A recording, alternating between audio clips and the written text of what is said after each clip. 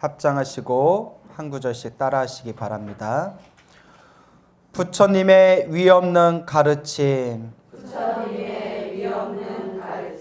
참으로 만나기 어려워라. 지금 보고 듣고 만났으니 부처님 법 깨달아지이다. 예, 교재 펼쳐보겠습니다. 자, 259페이지죠. 중론에서 개송으로 설한가와 같다라고 되어 있죠. 자, 중론이 대승불교에서는 중론의 굉장히 중요한 위치를 차지하고 있는 논서입니다. 그래서 중론은 약 2000여 년 전쯤에 나가르주나, 산스크리트어로는 나가르주나라고 하고요. 뭘 주나? 나가르주나. 미안해요. 그리고 한문으로는 용수라고 불려요. 용수. 예, 그 유명한 용수보살. 용수보살께서 반야경에 나와 있는 공사상, 무슨 경에 나와 있는? 반야경에 나와 있는 공사상을 아주 세밀하고 정밀하게 논문으로 쓴 글이 바로 무엇이다? 중론이다. 그래서 동양과 서양의 수많은 불교학자들은 대승불교 최고의 논서 중에 가장 정점을 찍은 것을 무엇으로 많이 판단한다? 중론이라고 보고 있다. 근데 우리나라 같은 경우에는 우리나라를 대표하는 가장 큰 선지식이 원효대사시죠? 네. 원효대사 같은 경우는 중론도 좀 부족하다. 원효대사도 그 당시 신라시대 때 구할 수 있는 모든 경전과 논설에 다 연구를 하셨거든요. 그래서 하신 말씀이 중론은 공사상, 무집착 사상으로 모든 걸 싹 쓸어버린다는 거예요. 근데 싹 쓸어버리기만 하고 다시 세울 줄은 모른다. 그래서 조금 부족하다. 그래서 원효대사는 최고의 논서로 대승기실론이다 라고 했어요. 그래서 원효 스님께서 해석을 붙이신 대승기실론 소, 기실론 소라는 책은 그 중국에서도 크게 찬탄을 받고 찬양을 받은 명작이 되겠습니다. 하여튼 이 중론은 무슨 사상을 논문화한 거다? 공사상. 중론에서 개송으로 설한가와 같다. 인연으로 생겨난 법. 무슨 년? 인연. 왜 웃죠? 나는 이것을 무엇이라고 한다? 공이라 한다. 또한 무엇이라고 한다? 거짓 이름이라고 한다. 또한 무엇이라고 한다? 중도의 뜻이라고 한다. 인연으로 생겨난 법 돼 있죠? 네, 옆에다 적어주세요. 연기법.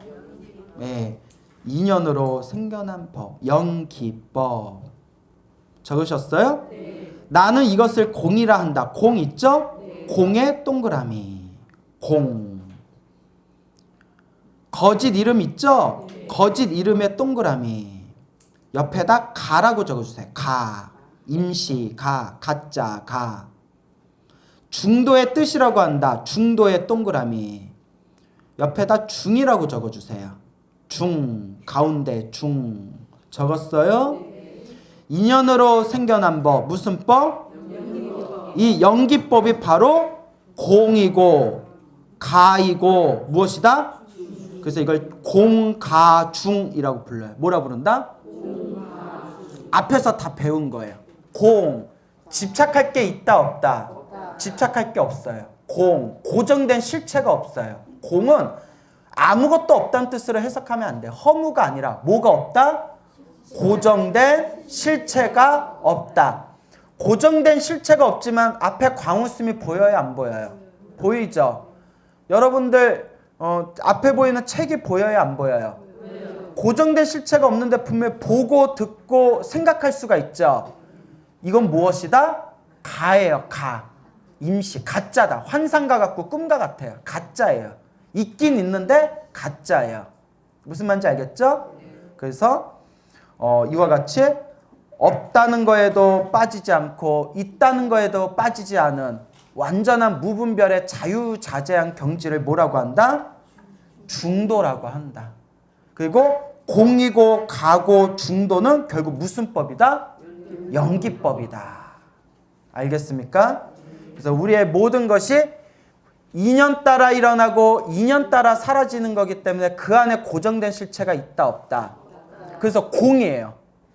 고정된 실체가 없어. 그리고 인연 따라 만들어지고 인연 따라 사라졌다. 또 인연 따라 만들어지기 때문에 뭐라고 부른다? 가라고 부르는 거예요. 임시로 만들어진 거예요. 왜 임시로 만들어질까요? 인연 따라 생겼다가 인연 따라 흩어져서 임시로 만들어진 세계예요. 그리고 이와 같은 연기법의 입장에서 공과 가를 명확하게 꿰뚫어 봤을 때 우리는 무슨 도라고 부른다? 중도라고 부르게 된다 라는 것이 되겠습니다. 지금 설명한 이런 내용들이 이제 대승경전에서 반복해서 나와요. 표현만 다르게 할 뿐이지. 그래서 중론을 연구하시는 분들이 바로 지금 이 구절이 중론에서 가장 핵심되는 구절 중에 하나라고 표현을 합니다. 그래서 공, 가, 중 이것은 결국 무슨 법이다? 근데 그 연기법에도 집착하면 될까요? 안 될까요? 연기법도 고정된 실체가 있다 없다? 없다라는 거예요. 알겠죠?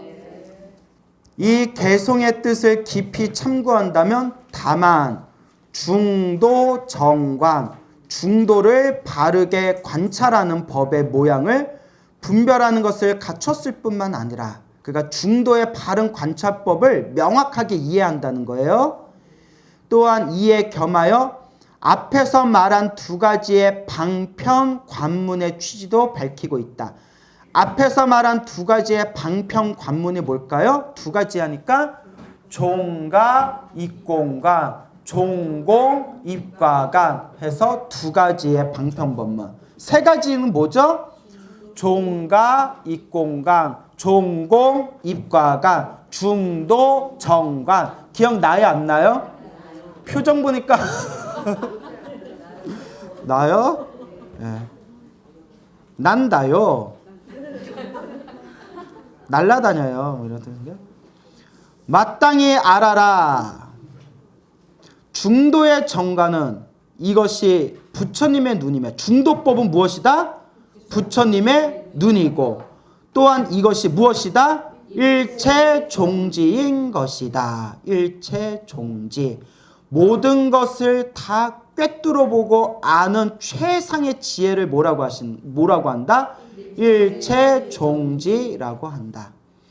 만약 이 관, 중도 정관, 중도법에 머무른다면 바로 선정과 지혜의 힘이 균등하게 되고 선정과 지혜의 힘이 균등하게 된다. 딱 네 글자로 뭐라고 해야 돼요? 지관정해. 밝고 확실하게 무엇을 보게 돼요? 불성을 보게 돼요. 대승에 안전하게 머물러서 대승의 가르침에 완전히 안착한다는 거예요. 수행의 걸음은 평탄하고도 바르며 그 빠르기가 그 수행의 빠르기가 무엇과 같아서 바람과 같아서 자연히 살바야의 바다로 흘러 들어가게 된다. 살바야. 자, 흔히 무엇이라고 번역한다? 일체지라고도 번역하고 모든 것에 걸림없는 완전한 지혜를 일체종지, 일체지라고 부릅니다. 알겠죠? 자, 근데 중요한 게 있어요. 우리가 한문 경전을 보다 보면요. 그래서 이 용어가 어려워요. 불교가 어려운 게 용어가 어려워서 그래요. 그래서 불교의 가르침이 쉽게 느껴지려면 자꾸 보는 수밖에 없어요. 그래서 용어가 익숙해지면 아, 이게 그 뜻이었고 이게 저 뜻이었구나 하는 걸 이해하게 돼요. 그래서 예전에 고정된 실체가 없다 하면 뭔가 긴가민가 했는데 계속 고정된 실체가 없음에 대해서 우리가 공부를 하니까 뭔가 좀 마음에 와닿죠. 고정된 실체가 있어요? 없어요? 없죠. 마음에는 이제 좀 와닿죠. 그래도 집에 가면 막 집착하죠. 이게 중생의 한계예요. 그래서 일체지와 일체종지를 똑같이 보는 경우가 있어요. 단어를. 무슨 말인지 알죠? 번역을 할 때 일체종지와 요 살바야가 산스크리트어 발음이거든요. 산스크리트어 발음을 중국화 시킨 거예요. 살바야를 뜻으로 번역할 때 일체지라고도 번역했고 일체종지라고도 번역했어요. 그러면 일체지하고 일체종지하고 뜻이 같아요? 달라요? 같아요. 똑같은 걸로 번역했다니까요. 그런데 책을 보다 보면 일체지랑 일체종지랑 다르게 또 설명하는 내용이 나와요. 그러니까 요거 앞뒤의 문장을 잘 파악을 해야 돼. 알겠죠? 그러니까 일체지라는 세 글자와 일체종지라는 네 글자를 똑같은 뜻으로 쓰인 경우도 있고 다르게 쓰인 경우도 있어서 너무 언어에 걸려버리면 이게 헷갈려버려요. 알겠습니까? 대표적인 게 이제 경전 공부를 하다 보면 또 이런 내용이 나와요. 아라한 있죠? 아라한이 윤회에서 벗어난 아라한이 되면 모든 게 끝났다. 그러니까 더 이상 닦을 게 없다 라고 설명하는 경전도 있고요. 사실 아라한의 경지는 완전한 경지가 아니었다. 부처님의 방편법에 불과했다. 그렇기 때문에 아라한은 끝난, 더 이상 닦을 게 없는 끝난 경지가 아니라 거기서 한 걸음 더 나아가서 일체 종지를 얻어야 된다라고 설명하는 경전도 있어요. 알겠습니까? 그래서 이거 앞뒤를 잘 이해를 해야 됩니다. 그래서 뭐 아함경이나 니까야 같은 초기 경전 쪽을 보면 아라한과를 증득하면 더 이상 닦을 게 없어요. 그걸로 이제 모든 일을 다 마친 거예요. 윤회에서 벗어난 존재. 그런데 대표적인 뭐 능가경이라든가 법화경이라든가 대표적인 게 법화경이겠죠. 이런 경전에 가면 아라한은 완전한 경지더라 아니더라? 아니더라. 그래서 부처님이 아라한의 경지, 성문, 영각, 소승의 경지는 완전한 경지가 아니다. 부처님이 지금 완전한 경지에 대해서 위없는 깨달음의 세계에 대해서 진실을 말하겠노라 라고 했을 때 법화경에서 5,000명의 성문 제자 아라한이 한마디로 5,000명의 아라한들이 자리를 박차고 뛰쳐나갔다라는 내용이 나옵니다. 그렇죠. 뭐 그게 이제 역사적인 실제인지는 모르겠지만 그만큼 법화경에서 얘기하고 싶어하는 것은 이 대승경전의 골수법문의 대승의 가르침은 아라한조차도 알아듣고 이해하기가 어려운 경전이다. 그걸 이제 표현하기 위한 어떤 상징적인 그런 내용이 되겠죠. 그래서 여러분들도 법화경을 너무 억지로 이해하려고 할 필요 있다 없다. 예, 그냥 읽고 쓰기만 하더라도 공덕이 있다는 거예요. 금강경은 수보리를 대표로 하는 아라한에게 해주던 법문이래요. 아라한에게 해주는 법문. 법에 대한 집착조차도 놓아버려라. 네가 비록 아라한이 되었다 하더라도 아상, 인상, 중생상, 수재상 법에 대한 집착이 있다면 그는 진정한 깨달음이 아닌 것이다 라고 금강경에서 그냥 고구정령하게 아라한을 위해서 하신 법문이 금강경이다 라는 이야기가 있어요. 여러분 아라한이에요 아니에요? 여기서 맞는데 이래버리면 서로 막 피곤하고 어색해지고 내가 이걸 어떻게 해야 되나 막 아라한이면 여기 왜 앉아있나 막 이런 생각이 들겠죠. 그러니까 금강경이 어렵겠어요 안 어렵겠어요? 그러니까 억지로 이해하려 하지 말고 수지하고 독송하는 것만으로도 무엇이 쌓인다? 공덕이 쌓인다. 어차피 부처님의 경전은 누구만 100% 이해할 수 있더라? 부처님만 100% 이해할 수 있더라. 그렇지만 우리가 부처님의 경전을 100% 이해하지 못하더라도 이렇게 부처님의 가르침과 경전을 공부하고 있는 과정 자체가 여러분들의 무엇을 쌓고 있는 과정이다? 지혜 총명의 공덕과 깨달음의 씨앗을 심고 있는 선업공덕의 과정이다 라는 것을 명심하시기 바랍니다. 그래서 살봐야 완전한 깨달음의 지혜의 바다로 들어가게 될 것이다 라고 되어 있죠. 262페이지 법화경 가운데 자 이런 구절이 나온대요. 열의 행을 하고 그러니까 열의 행위를 하고 열의 방에 들어가서 열의 옷을 입고 열의 자리에 앉아 열의 장엄으로써 무엇으로써? 장엄은 장식하다는 뜻이에요. 장식하다. 열의 장엄으로써 스스로를 장엄하고 자, 이어서 장엄이라고 했는데 그 무엇을 장엄하냐? 이렇게 해석해 볼 수가 있겠죠. 장엄 위에다 적어줘 보세요. 복덕과 지혜. 복과 지혜. 복해쌍수라고 하잖아요. 복덕과 지혜라고도 말할 수 있고 혹은 지혜와 자비라고도 말할 수 있고 혹은 지혜와 선정이라고도 말할 수가 있어요. 그러니까 열애를 장엄하는 것은 수없는 지혜와 공덕들을 말하는 거예요. 그래서 복덕과 지혜로 장엄하고 지혜와 자비로 장엄하고 지혜와 무엇으로 장엄한다? 지혜와 선정으로 장엄한다. 이와 같은 수행 공덕의 장엄으로 인하여 무엇이 청정함을 얻어서? 육군. 우리 귀가 따갑도록 들었죠? 안, 이, 비, 설, 신, 의가 무엇을 얻었다? 깨끗함을 얻었다. 우리 중생은 눈으로 보는 것이 탁하고 귀로 들리는 것이 탁하고 코로 냄새 맡아지는 것이 탁하고 생각하는 모든 것들이 탁하다는 거예요. 이러한 수행의 힘으로써 공덕을 장엄한 그런 깨달음에 이른 성자들은 무엇이 청정하여? 육군이 청정해야. 그래서 우리 흔히 축원문에 보면 4대의 강건, 육군, 청정 나오죠? 4대 강건이 뭐예요? 지수, 화풍. 몸뚱아리가 항상 건강하고 건강해야 수행할 거 아니에요. 그리고 육군이 청정하여. 육군은 눈으로 보고 귀로 듣고 코로 냄새 맡고 안입이 설신이가 어떻고? 깨끗하고 그가 번뇌가 없다는 거예요. 4대 강건, 육군, 청정. 참 뜻을 음미하면 참 묘하죠. 자, 부처님의 경지에 들어간다. 일체법에 대하여. 일체는 모든 이라고 했죠? 여기 법은 존재라고도 하고 현상이라고도 하죠. 현상.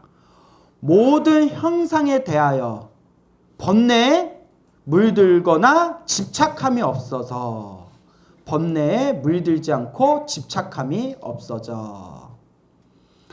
일체 모든 불법이 어떡하고? 앞에 나타나고 염불삼매를 성취하게 되어 수능엄삼매에 안주하게 되니 이것이 보현색신삼매이다.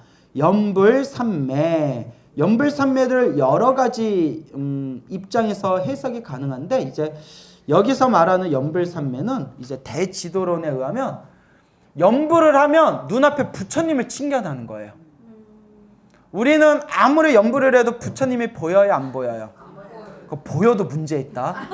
아 진짜야. 그 이상한 사람들이 자기는 기도할 때마다 보인대. 진짜요. 나 그 뭐 소나무 방송하고 하니까 그런 얘기하시는 분들 있거든요. 관세음보살 부르면 관세음보살이 보이고, 팔공산에서 약사열애 부르면 약사열애가 보이고, 명부자에서 지장보살 부르면 지장보살이 보인대요. 그래서 제가 그랬죠. 안과부터 가보세요. 그래서 이제 눈에 아무 이상 없으면 그 어디부터 가보세요? 네, 그래서 병원 가서 한번 진료를 받아보세요. 부끄러워하지 마세요. 네, 받아보세요. 자, 그래서 근데 실제로 경전에는 염불삼매가 있어요. 우리가 염불을 해도 부처님을 칭견할 수 없는 게 업장이 두꺼워서 그런 거래요. 근데 염불의 힘이 깊이 들어가서 어디에 들어가게 되면? 삼매에 들어가게 되면 내가 가지고 있는 업장의 그 장벽이 무너지면서 부처님을 칭견할 수가 있대요.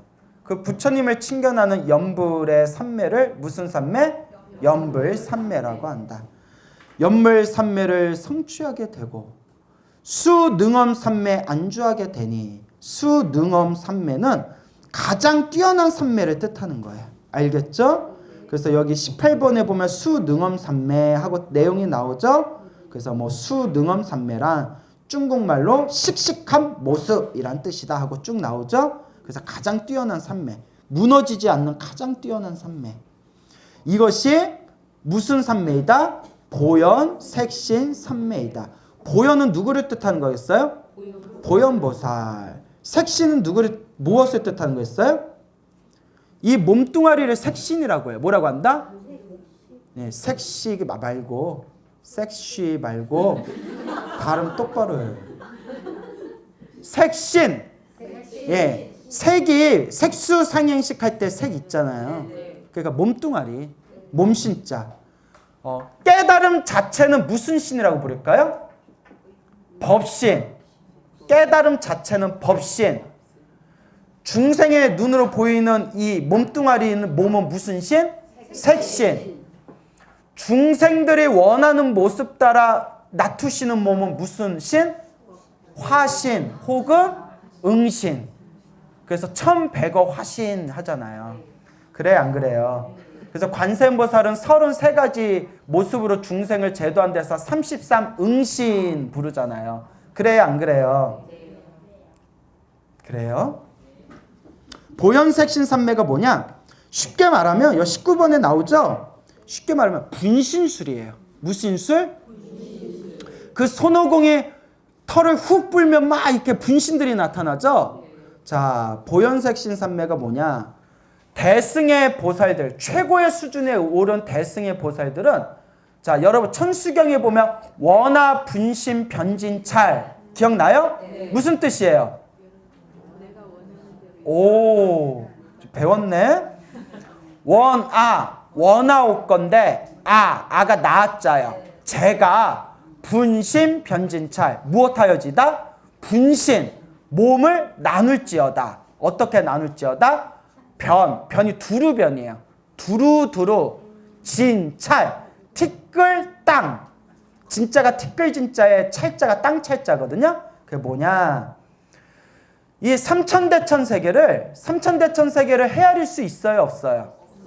이 삼천대천세계를 먼지로 쪼개면 그걸 진찰이라고 불러요. 그래서 티끌 진짜에 땅 찰자라고 하는 거예요. 삼천대천세계를 무엇으로 만든다? 티끌로, 먼지로 쪼갠 게 진찰이에요.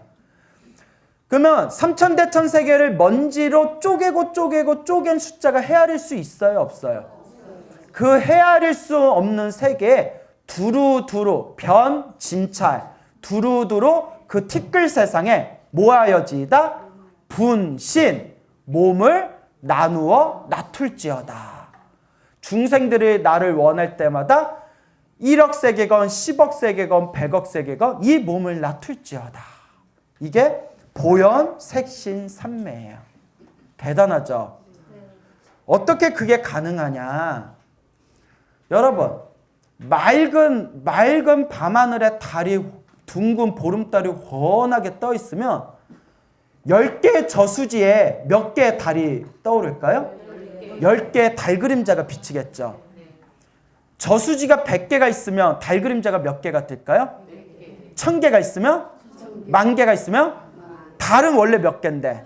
하나인데 그 저수지 따라서 달 그림자의 숫자가 펼쳐지듯이 법신의 몸은 하나인데 중생들이 원하는 세계에 응하여 수많은 화신을 달 그림자와 같이 수많은 화신과 응신을 펼쳐낸다는 거예요. 그게 바로 무슨 삼매다? 보현, 색신, 삼매. 천수경에서 말하는 원하, 분신, 변진, 찰이라. 너무 대단하지 않아요? 이런 경지를 어떻게 머리로 이해하려 해요? 불교 공부를 하면 겸허해져요. 부처님 가르침 앞에서 겸허해지면서 머리로 헤아릴 수가 있구나 없구나. 다만 닦고 또 닦아나갈 뿐입니다. 그렇죠? 예. 시방에 불국토에 널리 들어가서 중생들을 교화하고 일체 불국토를 청정하게 장엄하고 시방 제부를 공양하고 일체 모든 불법장, 불법의 창고, 모든 가르침이 담겨져 있는 불법의 창고를 불법장을 받아지며 일체 모든 수행과 바라미를 갖춘다. 바라밀은 인도말로 산스크리트어로 파라미타라고 해요. 뭐라고 한다? 파라미타. 그래서 마하반야 바라밀다. 바라밀다. 파라미타. 두 가지 뜻이 있어요. 언덕이란 뜻도 있고요. 언덕. 예. 그리고 도착하다, 도달하다, 완성하다라는 뜻들이 있대요. 명사로 하면 언덕이 있고요. 동사로 하면 도달하다, 도착하다. 그래서 그냥 바람이를 그냥 확장해서 그래서 보통 공덕이라고 해요. 공덕. 예. 보시 바람이라면 보시의 공덕. 지게 바람이라면 지게의 공덕. 이렇게 확장 해석합니다. 그래서 한번 볼까요? 시방의 불국토에 널리 들어가서 중생들을 교화하고 모든 불국토를 청정하게 장엄하고 시방 제부를 공양하고 일체 모든 불법장 부처님의 헤아릴 수 없는 법문의 창고를 받아지며 일체 모든 수행과 바람이를 갖춘다. 이걸 10가지로 정리하면 보현행원품이 돼요. 보현행원품, 보현 10대원, 보현보살 10대원. 다들 보셨죠? 한 번씩은. 보현보살 10대원, 보현행원품이 되고요. 이걸 4가지로 감추리면 뭐가 될까요? 4가지 하니까 딱 뭐가 생각나요? 사홍서원. 제가 여러분 꼭 기억하라고 했죠? 불교는 3귀로 시작해서 무엇으로 끝난다? 꼭 기억해 두세요. 여러분들이 대승불교를 공부할 때마다 결국 마지막 종착지는 뭐가 되더라? 사홍서원이 돼요. 사홍서원을 한 문장으로 만들면 뭐가 되더라? 내가 그렇게 얘기했는데 한 문장 한 하니까 무조건 마음이야. 와준 것만도 고마워요. 자타일시 성불도 기억나시죠? 진짜 중요한 거예요. 뭐 비명을 지르고요. 맞췄어요? 잘했어요. 네, 잘했어요. 참 잘했어요. 자, 무엇으로 시작하고 3귀로 시작하고 무엇으로 끝난다? 사홍서원으로 끝나고 한 문장으로 만들면 자타일시 성불도. 대승불교를 경전을 공부하면서 항상 이와 같은 뜻들을 여러분들이 만나게 될 겁니다.